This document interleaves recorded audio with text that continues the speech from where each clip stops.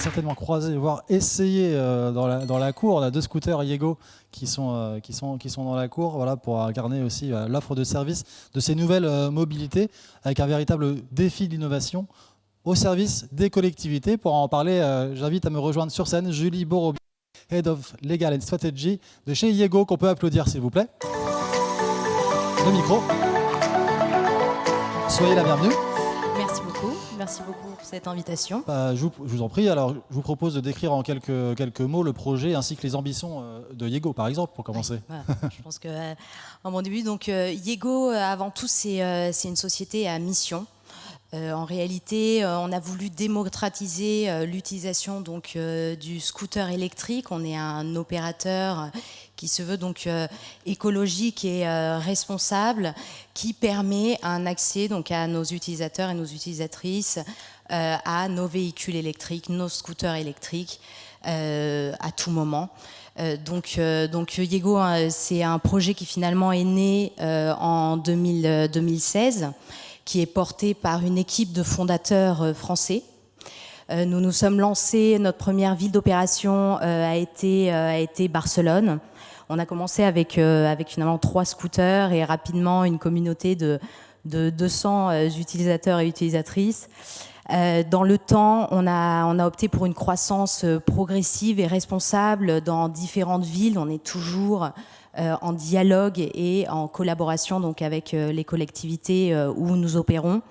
Actuellement, en France, nous sommes à présent à à Bordeaux, depuis 2018, également à Toulouse. Récemment, nous avons été choisis par la mairie dans le cadre d'un AMI. Et puis maintenant, Paris, ça fait près d'1 an qu'on est présent à Paris. Alors, comment vous démarquez-vous de vos concurrents dans les grandes lignes? Qu'est-ce qui fait que c'est Yego et c'est pas autre chose? Alors déjà c'est vrai que Yego a apporté une attention spécifique sur le design et sur le véhicule en tant que tel. Donc vous les avez à l'extérieur. C'est vrai que à la différence de beaucoup d'opérateurs du secteur qui ont opté pour une stratégie de croissance un peu peut-être rapide et d'hyper-croissance, nous on a mis un focus sur la qualité. Donc la qualité du service, une intégration dans l'espace public. Donc on voulait que finalement ce soit un service qui soit pas non seulement fonctionnel mais également attirant, qui s'intègre dans cet espace public. Donc nos scooters ils sont conçus et assemblés dans les Yvelines, donc en France.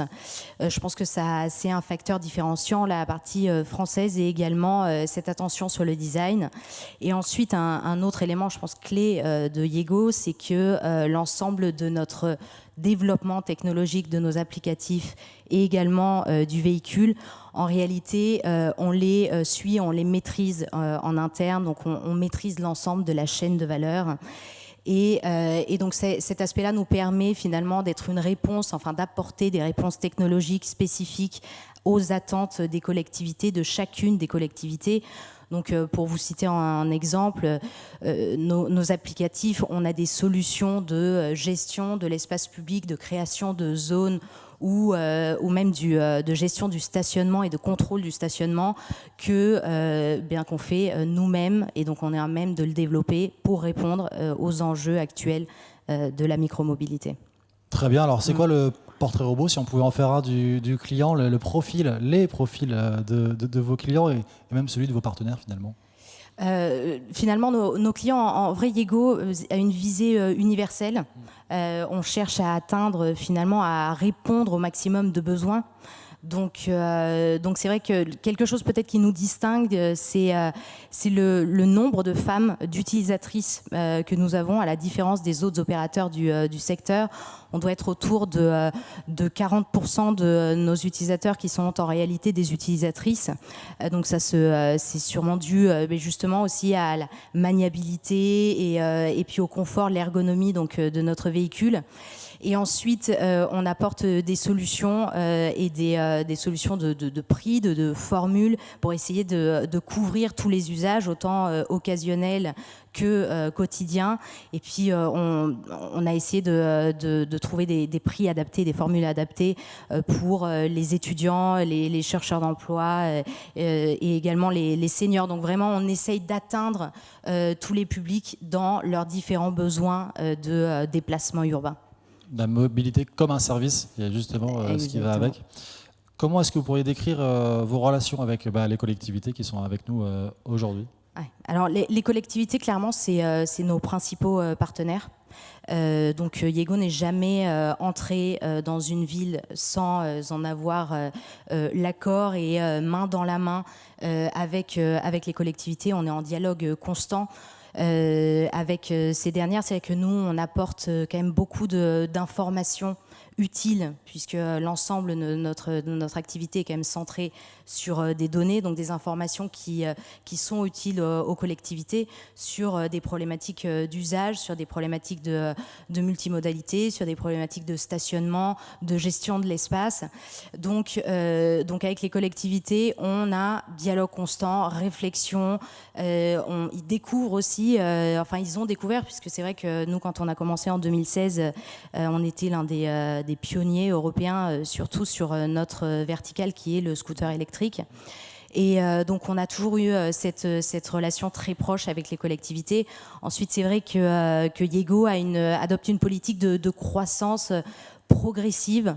Donc on n'a jamais établi un numéro de véhicules et d'engins à déployer dans l'espace public avant d'en faire l'expérience. Donc on commence petit à petit, on voit nos taux d'utilisation, on rajoute nos scooters. Donc nos scooters, ils sont rarement à l'arrêt, ils sont en déplacement, et ça nous a permis de convaincre finalement beaucoup de mairies, autant en Espagne et maintenant en France, qui est quand même notre priorité à présent, de se lancer dans des projets pilotes à nos côtés et observer la meilleure façon d'apporter une solution alternative à cette voiture polluante qu'on essaye de remplacer.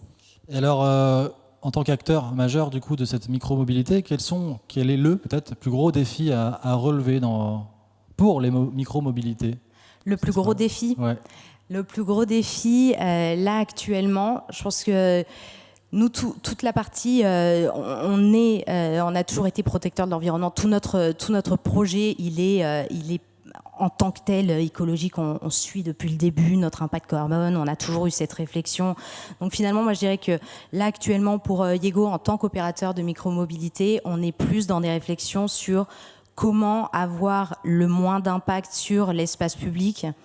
La gestion de cet espace et arriver à apporter une solution qui soit complémentaire à l'existant et au service public. Donc finalement, je mettrai le défi actuel plus sur cet aspect-là, l'espace public plus que l'écologie ou même l'inclusivité, qui sont de nos missions principales où on a beaucoup avancé. Entendu, merci beaucoup Julie Borobio, qu'on peut applaudir évidemment.